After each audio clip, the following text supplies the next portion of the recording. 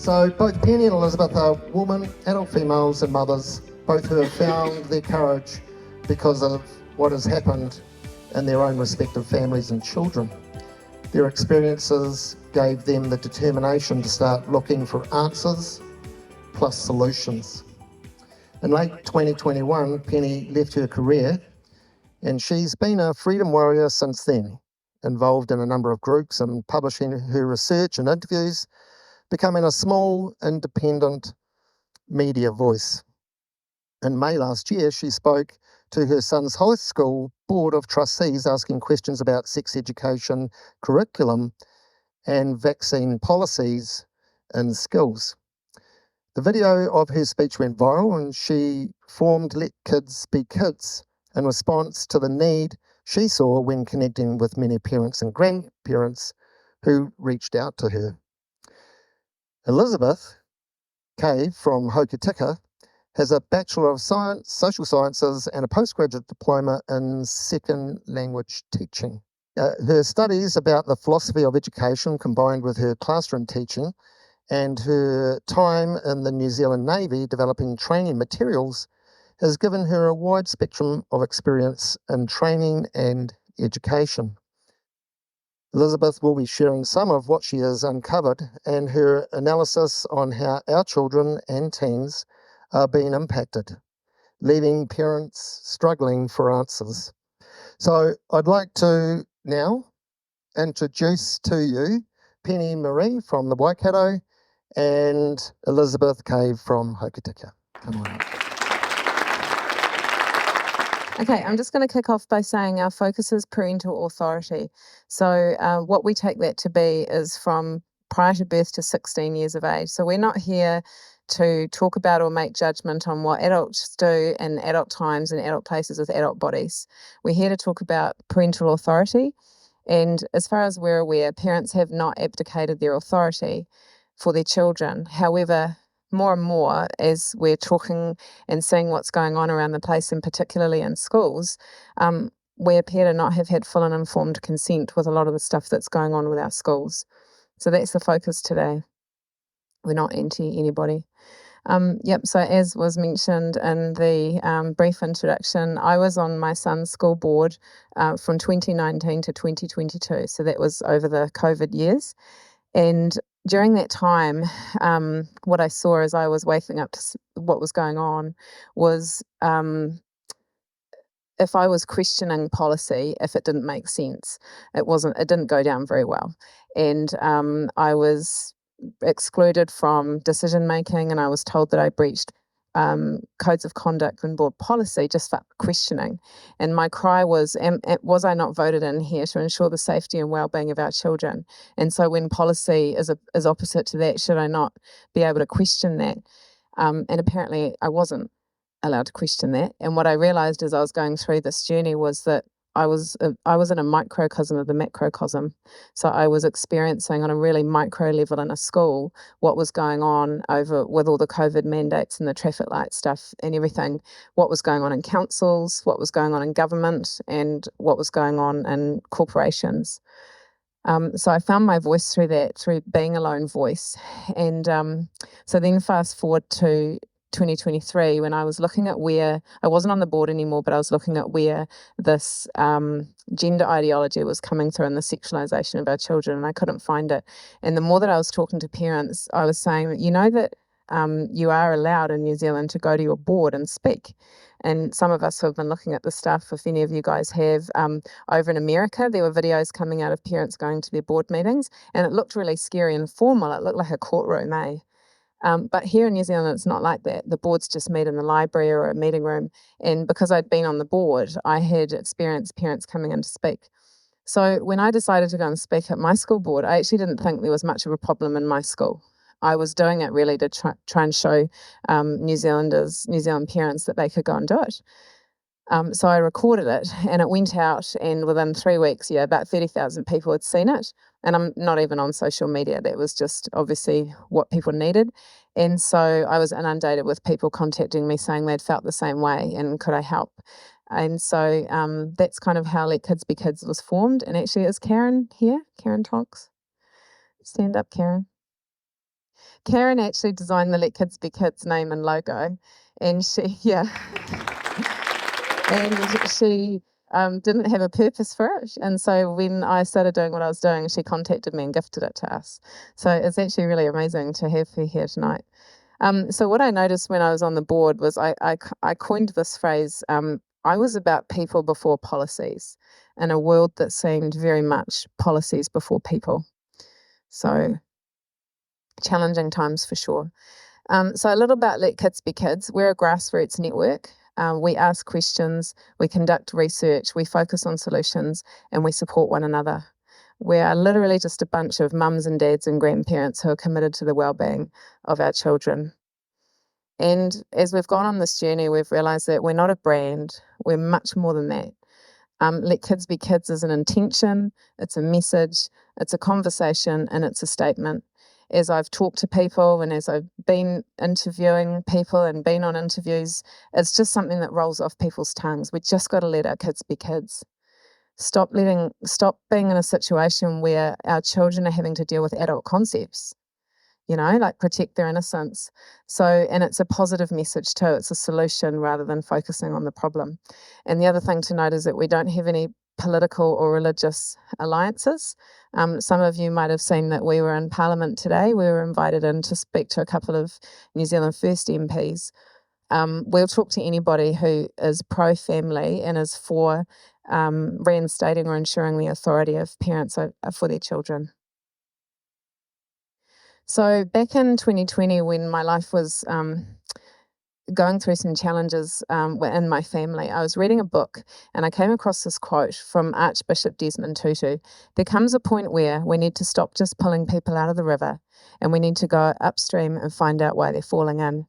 And this quote fundamentally changed my life. It changed me from being a bystander, thinking that life just happened to me, to realizing that if I cared so much about something, I had to figure it out. And being the ambulance at the bottom of the cliff just wasn't good enough. And what I've realized as I've grown in confidence on this journey is that we live in a society where even all the government money goes into ambulance at the bottom of the cliff stuff. And when we're talking about what's going on with our children, often we're not going back to their base trauma and dealing with that. And so we keep perpetuating the problem. So this quote changed my life and it got me to the point where I dove into some research and I just couldn't let this happen anymore, what was going on for me. So our vision at Let Kids Be Kids is to inform and to empower. So we inform parents and grandparents about what's going on in schools and elsewhere and where the issues appear to stem from. This philosophy came out of after I did my board speech and talking to so many people and realising these are the two big issues. Parents don't know what's going on, and then when they do know what's going on, not many people are brave enough to do anything about it. Like, we've lost our courage here in New Zealand. So then it's to empower, like, what can we do about it? What's an empowering action that a parent can take? And what we say is, we're not here to save your children. You're here to save your children. And if we can help to inform and empower, then we've done our job.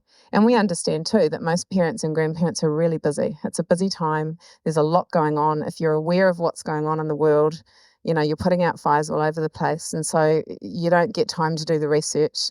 And people like Elizabeth and I, we have ended up becoming a bit addicted to doing the research and keeping on going down the rabbit holes and then presenting information in a palatable format to help. So some of the topics we're going to cover tonight is some key issues, a little about history and where this situation has happened before. We're going to spend some time looking at the global influence and how it's impacting us personally in our lives. Obviously, we're going to look at schools, and Elizabeth's going to come and talk about her topic, which is identity disruption. And then we're going to look at councils, corporations, charities, and around the health, WPATH and the health stuff, and then with some solutions. For those of you who don't know, Let Kids Be Kids has been doing interviews and we talk to lots of people and hear from other experts as to what they're saying, what's going on. And so as we go through tonight, we're going to have little snippets of some of the interviews that we've done. And if you want to watch any of the full ones, just go to our website or go to the QR code and you can find them all here. This first one is an interview that I did a few months ago with a trans man in Canada. and called Chris. He was born a woman, and he transitioned as an adult. And he's actually quite outspoken about what's going on with the children right now is quite different to what he experienced. And it's really important to hear his voice because he's saying the same thing that we're seeing. So what's your take on what you know of what's going on at the moment with this big, what seems to me, and I call it a political agenda? I've heard you use the term hijacking, and I would agree with that. I think the LGBTQ plus community is being used by the political side of things to drive a wedge and polarize people. And the kids are caught in the crossfire on this one because that's a good hinging point of controlling the masses, to be honest. I worry that the political side of the agenda is succeeding, and the success is in dividing the people and creating more hate. I would agree with his analysis there. Yeah.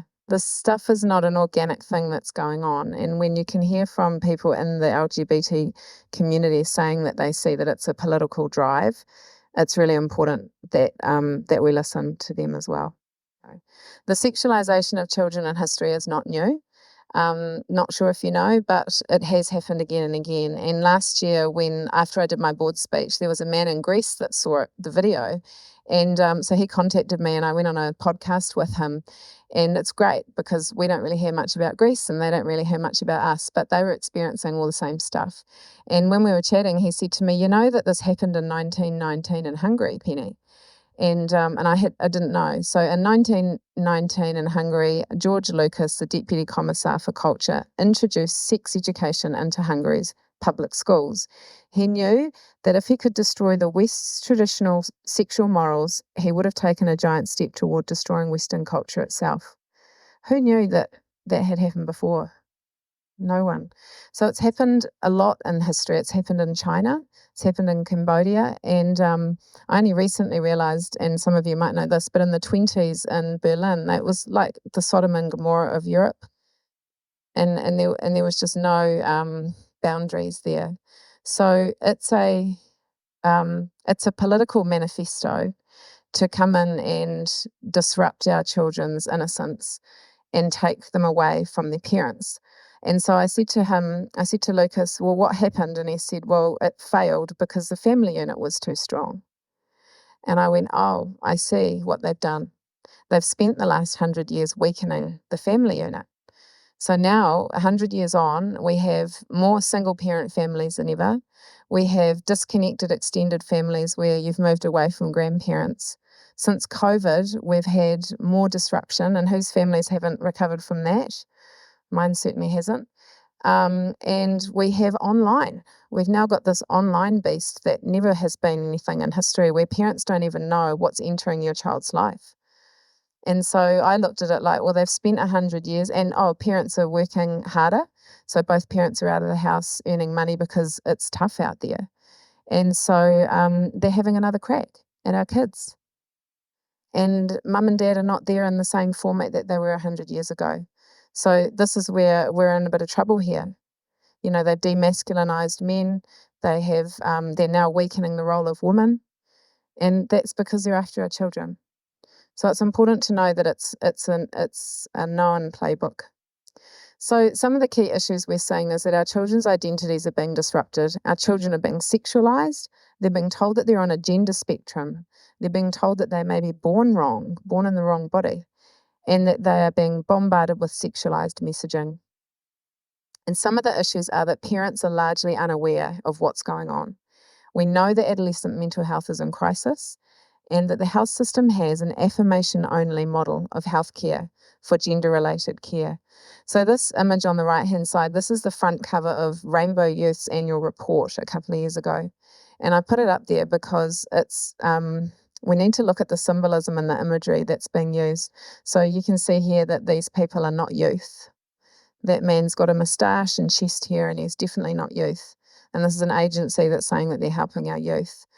So it's deeply concerning when you look at some of the imagery. So this is a small clip of an interview that I do with Jess Brett. So some of you will know Jess Brett from Reality Check Radio, and she's been researching the United Nations Sustainable Development Goals for more than 10 years. So she focuses on environmental stuff. She's also part of the Let Kids Be Kids family, and she has young children. And so in the full interview, which I'd recommend watching, we actually go back beyond the relationship and sexuality education guidelines that are coming from the Ministry of Education, and we look at what's driving it from an international point of view. And I'm just going to put a trigger warning on this. There's someone on here that you may react to. I always forget to say that, and I get a big groan from the audience. Just like you, Penny, many of us have felt for the last quite some time that things are not quite right. But parental rights is something that I feel very strongly about, and I suspect so do you. Yeah, thank you. And it's a tough one because there's a lot to unpack. So what we're going to try and do is really simplify it down.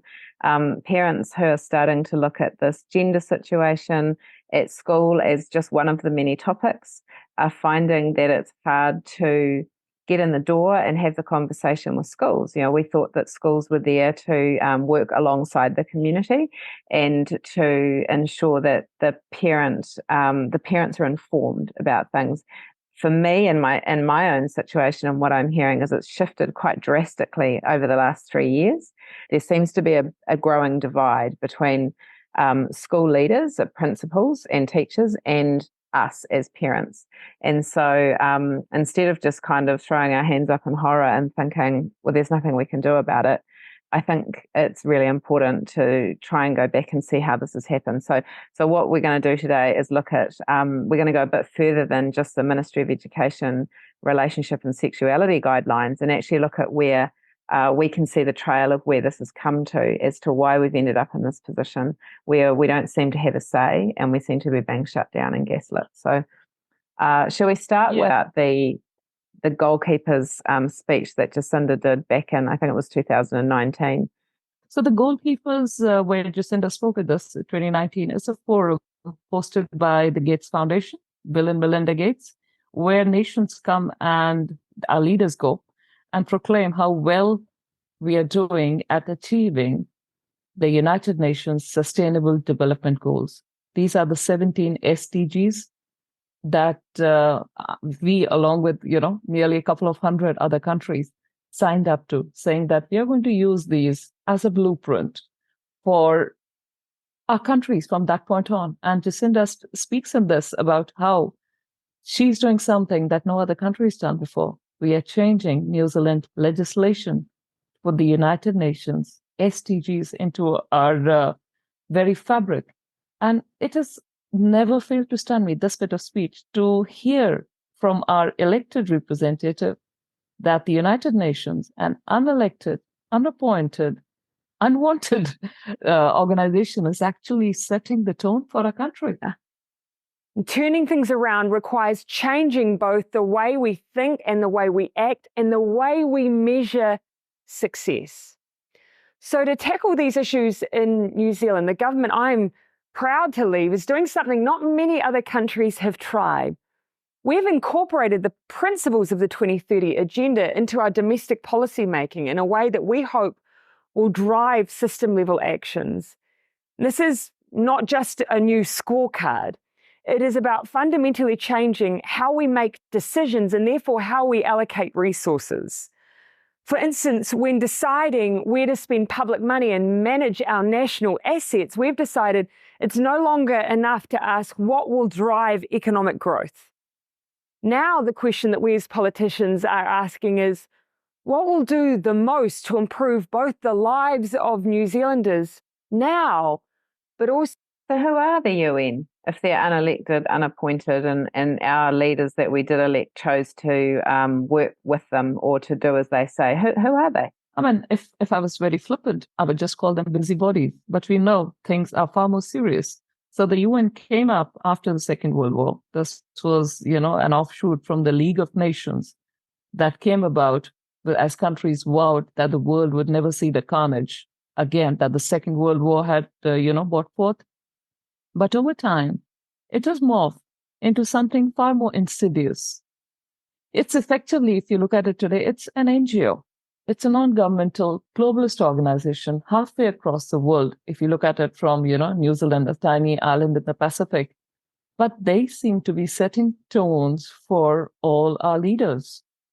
About the second year into the pandemic, 2021, the United Nations and the World Economic Forum together signed an agreement to advance the Agenda 2030, how the tone for the next century is going to be set forth.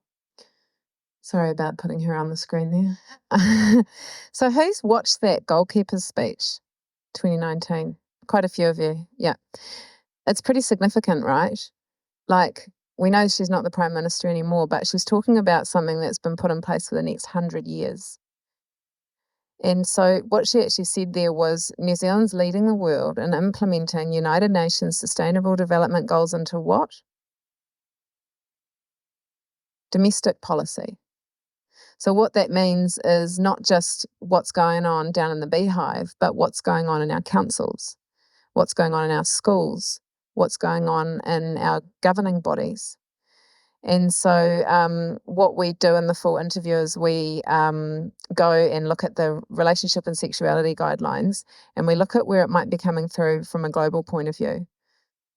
So we look at where the United Nations Sustainable Development Goals is being implemented into domestic policy, i.e. regional level, at schools, councils, governing bodies, and we're going to look at Sport New Zealand, corporations and charities.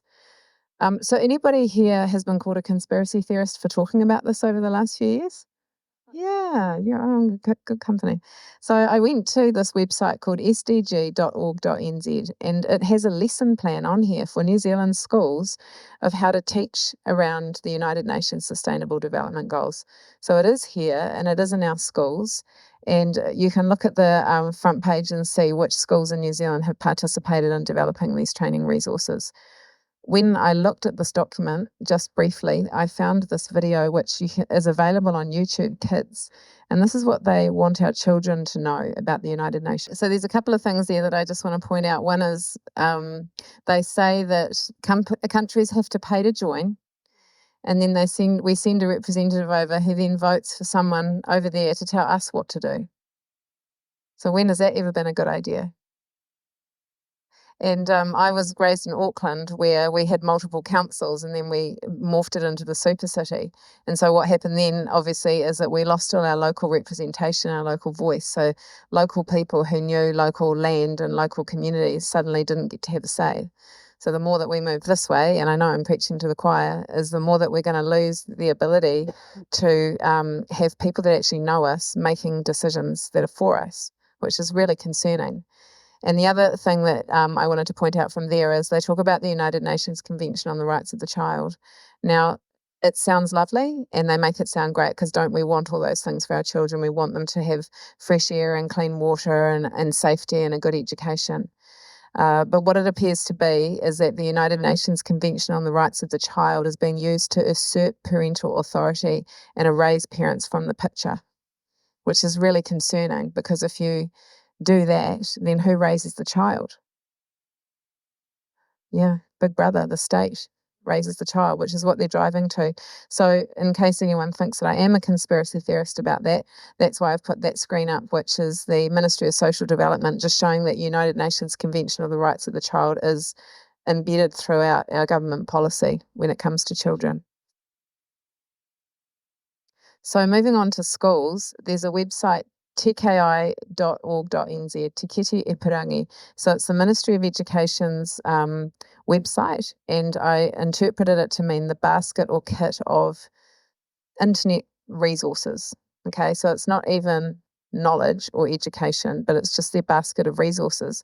And you'll see, as Elizabeth talks too, but more and more in education, we're getting pre-prescribed resources handed out to teachers to use off the shelf. And so a lot of these are on this website. So a whole component of this website is all about inclusiveness. So check out this logo.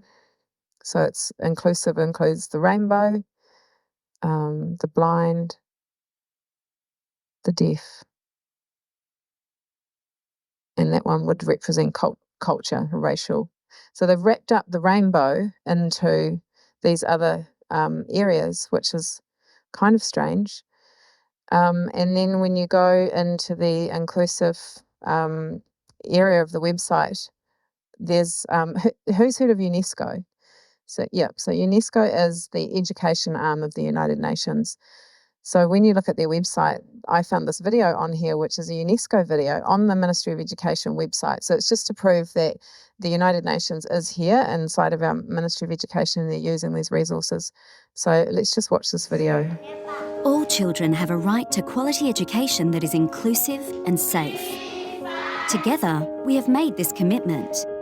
But for many young people who are perceived as lesbian, gay, bisexual, transgender and intersex around the world, school is where they feel the most unsafe. LGBT students face a much higher prevalence of violence and bullying than other students. In the United States, for example, 70% of LGBT students surveyed said they felt unsafe at school.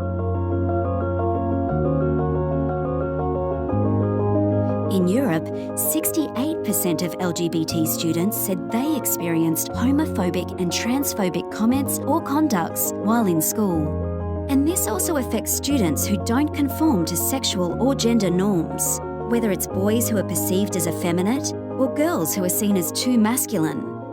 Violence based on sexual orientation, gender identity, or expression is a form of gender-based violence. It is fueled by existing gender norms and stereotypes. And this violence can manifest in a variety of ways, both inside and outside the classroom. LGBTI children who face violence are denied the quality education that is their right. They may miss class, skip school, or avoid school activities. They have lower academic achievement and often drop out of school. We know that bullying affects all children's physical and mental health. But LGBT students are up to 5 times more likely to think about or attempt suicide.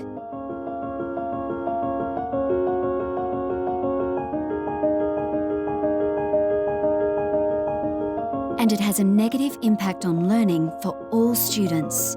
In China, 59% of LGBT students surveyed said that bullying had a negative effect on their schoolwork. We all have work to do to change this situation, yet very few countries have developed effective and comprehensive approaches.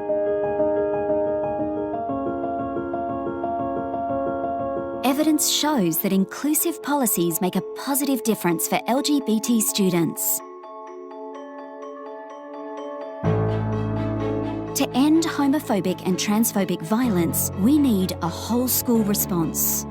We must create effective national and school policies, develop inclusive curricula and learning materials, train teachers and staff, support students and families, and partner with civil society and the school community.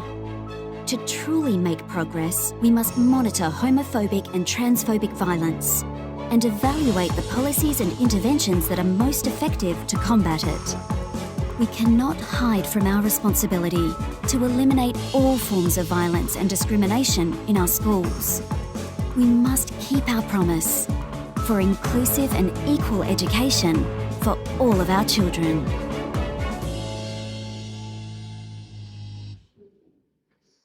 So, I was worried that someone's going to walk in halfway through and think that it's one of my videos. So these are my comments on this video. It says all children have a right to a quality, inclusive education. How about they just have the right to a quality education? So when they start imposing the word inclusion on everything, what it's actually doing is saying that you're exclusionary, when actually we were never doing that anyway. We were just doing our thing. And Helen Houghton was on Reality Check Radio over a year ago, and she talked about this as an experienced teacher of 30 years. She said she had warning bells going off when, as a teacher, she started to be told in class how to be inclusive. And she said, I got a class of 30 kids. Inclusive is what we do. And when they start imposing this, what they're doing is actually creating the division. So it's all an inversion. So our children should just have the right to a quality education. number two, where is the survey data? What are the sources of all those flashy graphs and stats up there? And haven't we been bombarded with that for the last 4 years? And is it quality research? There's no sourcing of evidence of what was being shown there. They talk about evidence of gender-based violence. Well, where's the evidence? So what they're actually saying there is if you are speaking out about this ideology, that's considered gender-based violence. So that's what they use, these words, homophobic and transphobic. I've been called those names because I stand here and do this, but I'm not. But I'm questioning the narrative because we should have the right to question. Another thing is the quotes here are not New Zealand based. So those people, if they were even real, they're not relevant to what's going on here in New Zealand. So why is this on a New Zealand website? And a big one is the suicide stats are untrue. So who's aware of the Cass report that's come out recently? Yep. So Hilary Cass did a report. She's researched into the Tavistock Institute, the gender clinics in the UK. And one of the primary things that parents are told when they're told that their child is going to transition to another gender is that if they don't do this, their child is likely to commit suicide. And she's debunked that. The science isn't there, the numbers aren't there. And if you listen to any interviews with Helen Joyce, and she talks about this, the reason that they might be saying that is that for a family who's in distress about this situation, they have to dangle an even more scary carrot in front of them than their children having their genitalia cut off, and that is death. But there's no basis to it. So it's terrifying to think that this is being promoted like this in a Ministry of Education website. So this image up here, trans healthcare is suicide prevention. That photo was taken in a doctor's surgery in Invercargill last week. This is the messaging that's happening in our health system. They also say few countries have adapted inclusive policies.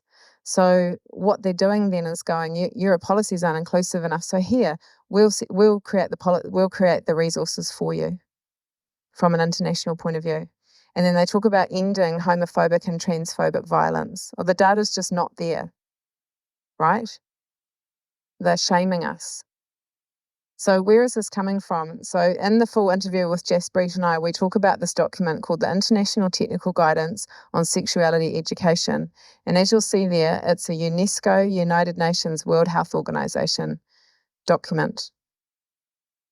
I'll talk about it more in a minute. So what are the words that are being used to create this social change when it comes to particularly around gender? Just call them out for me. Rainbow. Rainbow? Yep. Diversity. Inclusive, pride, gender fluid. Yeah. Okay, I'm going to chuck some of these up. Inclusion, diversity, kindness. Hasn't that been weaponized? Anti-bullying. That's inverted, isn't it? Acceptance, tolerance, safety, privacy. These are all words that were once good, honourable words. And they've actually been used to weaponize and to create division. And it's a shaming exercise. And I'll just share an example from one of the ladies in our team, Hayley, where she was talking to a friend whose girls were in the changing rooms at the local beach. And a man was in there. So they all got changed behind their towels and they didn't raise the alarm bell because they'd been told that to do so would be intolerant and not accepting of that man that thinks he's a woman. So we now have this situation where girls are unsafe in their spaces because they're told that to speak out is to be mean. And we have to help particularly our girls in this space to understand what's happening with our language. So these are just a couple of examples of what's going on in this International Technical Guidance on Sexuality Education. So here's one. A topic is tolerance, inclusion and respect. So there are these words. And on the left-hand column is learning objectives for 5 to 8-year-olds. And the learning objective includes describe what it means to treat others with fairness, equality, dignity and respect, which kind of sounds okay, quite grown-up concepts for 5-year-olds. And then it says demonstrate ways to show tolerance, inclusion and respect. So potentially that's a bit of a shaming exercise, but actually just being your general self. You got to really watch yourself because you could be doing something that's, intolerant and exclusive. And then for learning objectives for 9 to 12-year-olds, it starts to take a negative turn. So now they're talking about stigma and discrimination are harmful. So define stigma and discrimination. Describe self-inflicted stigma. 9-year-olds. Recall that there are typically support mechanisms that exist to assist people experiencing stigma. It's important to show tolerance, inclusion, and respect for others. Show support for people who are stigmatized. So you can see if you've got girls learning this stuff particularly, what are they going to do when they come across someone? They've actually had their intuition and their discernment shut down, their natural body's response to needing to say something, and they've been told to keep that quiet, turn that off, and just be tolerant and inclusive. And here's another example, the social construction of gender and gender norms. And this is what the United Nations want our 5-year-olds to learn. It is important to understand the difference between biological sex and gender. Learners will be able to define gender and biological sex and describe how they are different, reflect on how they feel about their biological sex and gender, and identify sources of information about sex and gender for 5-year-olds. So that's just a couple of examples of what's in that international technical guidance. And what we show is that it's actually a bit of a cut, copy, paste down into the current relationship and sexuality education guidelines, which are the ones on either side. Now, the relationship and sexuality guidelines refer to New Zealand research and data. And I've looked at some of those, and it's flawed data. And it's almost like they've created that survey test so that they can justify doing what they're doing. But when you look at the international guidance, they're going to do it anyway. So Chloe Cole, she's a well-known detransitioner, a young girl that befell to the gender ideology, and she had the hormone blockers and she had a mastectomy. She's a detransitioner now and realizes that she was part of a medical fraud. And she says this, I don't think sheltering your child from gender ideology works well in most cases. If they're in a public school, give them the tools to identify when they've been influenced so that they can fight it and tell you. And what she's saying there is the horse is bolted. We can't wrap our kids in cotton wool about this anymore and try and shield them from the world. Even if you're homeschooling, your children are hanging out with friends that probably aren't. They are seeing things online, they're seeing things on TV and in movies, computer games, it's right through computer games, music, it's everywhere in society, this rainbow washing and this gender ideology theory. So what she's saying is it's important to have close relationships with your children and grandchildren and arm them with information. There are parents that say that they have to wash the indoctrination off their children at the end of the day and send them off to school saying to their children, you're going to learn some things that aren't true today. There are only men and women. And actually putting that effort in with your children on top of all the other pressures of being a parent these days to ensure that your child knows what you want them to do should they come up against stuff that's happening in school that you didn't know about, because often now parents are not even aware of what's being taught in school. So if you want them to get up and walk out, if you want them to say something, let them know that that's what you want them to do and you'll back them up, that you'll come and get them from school if something like this is going on. That's what Chloe's talking about here. Okay, I'm going to have a little break and invite Elizabeth up to speak.